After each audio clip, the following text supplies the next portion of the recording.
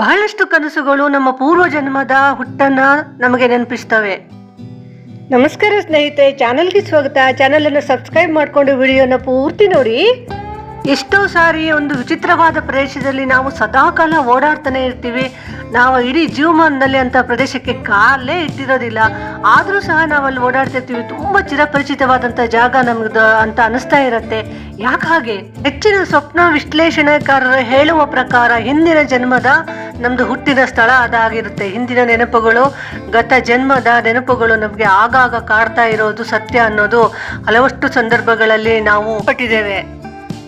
ಅದರಲ್ಲಿ ಎಷ್ಟು ಸುಳ್ಳು ಎಷ್ಟು ಸತ್ಯ ಅನ್ನೋದಕ್ಕಿಂತಲೂ ಅದರಲ್ಲಿ ಸಾಧ್ಯತೆಗಳು ಇದ್ದೇ ಇರ್ತವೆ. ಯಾಕಂದ್ರೆ ಅಪರಿಚಿತವಾದಂತಹ ಪ್ರದೇಶದಲ್ಲಿ ಅಷ್ಟು ಚಿರಪರಿಚಿತವಾಗಿ ನಾವು ಓಡಾಡ್ತೀವಿ, ಹೊಂದ್ಕೊಂಡು ಬಹಳ ಚೆನ್ನಾಗಿರ್ತೀವಿ ಅಂತೇಳಿ ಹೇಳಿ ಇದನ್ನ ಆಧಾರರಹಿತ ಅಂತ ಹೇಗೆ ಹೇಳೋಕ್ಕಾಗುತ್ತೆ? ಪ್ರೂವ್ ಮಾಡಕ್ ಆಗದೆ ಇದ್ರೂ ಕನಸುಗಳನ್ನ ಕಾಣೋದು ಪ್ರತಿಯೊಬ್ಬರು ಅನುಭವಿಸಿರ್ತಕ್ಕಂತಹ ವಿಷಯನೇ ಆಗಿದೆ. ಆದ್ರಿಂದ ಈ ದಿನ ಕನಸು ಜನ್ಮ ಜನ್ಮಾಂತರದ ಸಂಬಂಧ ಇದೆ ಅಂತ ನಾವು ಹೇಳ್ತೀವಲ್ಲ, ಸರ್ಪದೋಷ ನಾಗದೋಷ ಅಂತೇಳಿ ಹೇಳ್ಬಿಟ್ಟೆಲ್ಲ ಹೇಳ್ತೀವಲ್ಲ, ಹೀಗೆ ಕನಸಿನಲ್ಲಿ ಸರ್ಪಗಳು ಕಂಡ್ರೆ ಏನೇನಾಗುತ್ತೆ, ಅವು ನಮ್ಗೆ ಏನನ್ನ ಸೂಚಿಸ್ತಿರ್ತವೆ ಅನ್ನೋದನ್ನ ತಿಳ್ಕೊಳ್ಳ.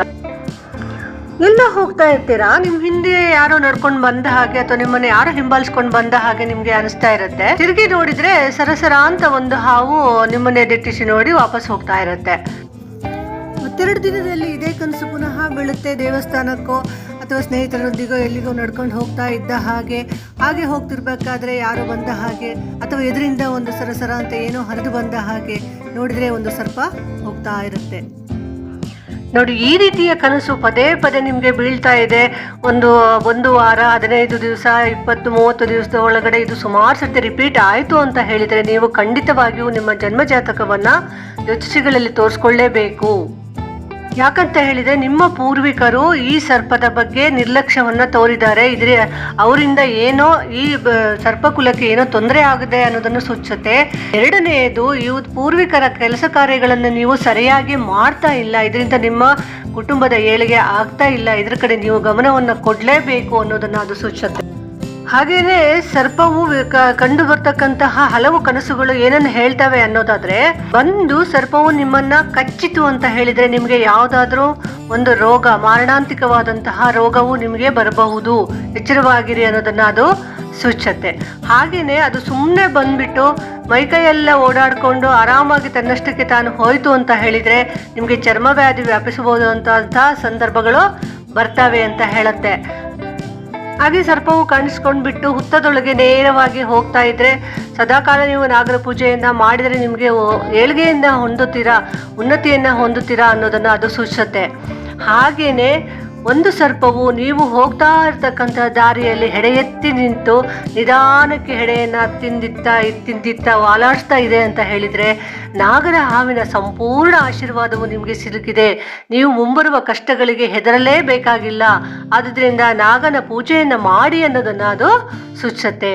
ನಿಜ ಜೀವನದಲ್ಲಿ ಎಲ್ಲಾದ್ರೂ ಇದಾಗಿದ್ರೆ ನೀವು ಹೊರಟಿರ್ತಕ್ಕಂಥ ಶುಭ ಕಾರ್ಯ ಈಡೇರುತ್ತೆ.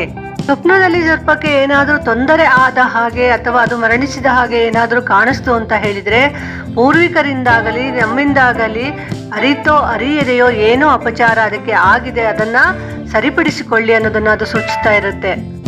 ಎಷ್ಟೇ ಆಧುನಿಕತೆಯತ್ತ ಹೆಜ್ಜೆ ಇಟ್ಟರೂ ಸಹ ನಮಗೆ ಅವಿನಾಭಾವ ಸಂಬಂಧವನ್ನ ಮನುಷ್ಯನೊಂದಿಗೆ ಹೊಂದಿರತಕ್ಕಂತಹ ಸರೀಸೃಪವೆಂದರೆ ಅದು ಸರ್ಪ.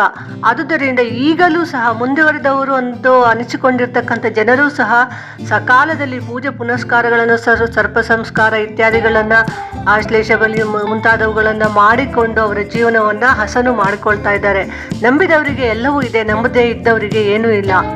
ಕಲಿಯುಗದ ಪ್ರತ್ಯಕ್ಷ ದೈವ ಸರ್ಪರಾಜನು ಕನಸಿನಲ್ಲಿ ಕಂಡರೆ ಬರೀ ಕೆಡಕೆ ಆಗುತ್ತೆ ಅನ್ನುವುದು ಸುಳ್ಳು. ಅದರಿಂದ ಹೆಚ್ಚಿನ ಒಳ್ಳೆಯದುಗಳು ಆಗುತ್ತೆ, ಎಚ್ಚರಿಕೆಗಳು ನಮಗೆ ಸಿಗುತ್ತೆ. ನಾವು ಎಚ್ಚೆತ್ತುಕೊಂಡು ಅದನ್ನು ನಂಬಬೇಕು ಅಷ್ಟೇ. ಇನ್ನೊಂದು ವಿಶೇಷ ಕನಸಿನೊಂದಿಗೆ ಬರ್ತೀನಿ. ಚಾನಲ್ ಅನ್ನು ಸಬ್ಸ್ಕ್ರೈಬ್ ಮಾಡ್ಕೊಳ್ಳಿ, ಶೇರ್ ಮಾಡಿ, ಬೆಲ್ ಐಕಾನ್ ಒತ್ತಿ ಲೈಕ್ ಮಾಡಿ. ನಮಸ್ಕಾರ.